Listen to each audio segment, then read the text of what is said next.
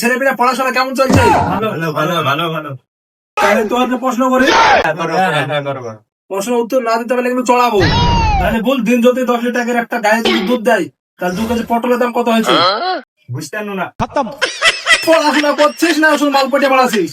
তাহলে তুই বল, একটা লোক যদি দিন যদি 2 ঘন্টা ধরে গা ধয়, তাহলে ও কয় লিটার পানি ফুরাইলো? জানি তোর অত পড়াশোনা হচ্ছে না ঠিকঠাক হবে, ঠিকঠাক পড়াশোনা করে আনবি।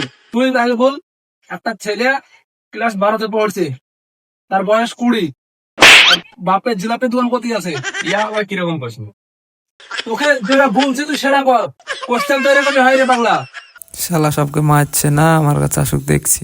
তুই বল, দিলীপ কুমার আজ থেকে 20 বছর আগে বিয়ে করেছে, ও আজকে ঘরে কি খাবার বানাইছে? ওয়ান খাবার বানাইনি। তুই কি করে জানলি? সকালবেলা আসতো না, যে দেখছি ওরা মাইক বাতাস ঝামেলা করছে, ওরা আজকেও খাবার বানায়নি, সব বসে রাখছে। এই ব্যাপার। তোকে তাহলে আরেকটা প্রশ্ন করছি, সুরজ আজ সকালবেলায় ও নানি বাড়ির রাস্তাতে হাঁটে আসছিল, তাহলে জাহাজের টিকিটের দাম কত? 20 টাকা। তোর কোন বাপ দেবে জাহাজের টিকিট? রাস্তা দিয়ে আবার তোর কোন বাপ চালাবে?